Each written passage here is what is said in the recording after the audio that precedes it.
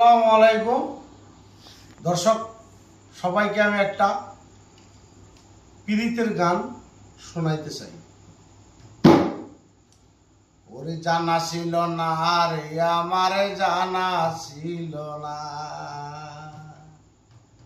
ওরে তোর মনেতে ছিল বন্ধু এত অসলনা, তোর মনেতে ছিল বন্ধু অত অসলনা, জানা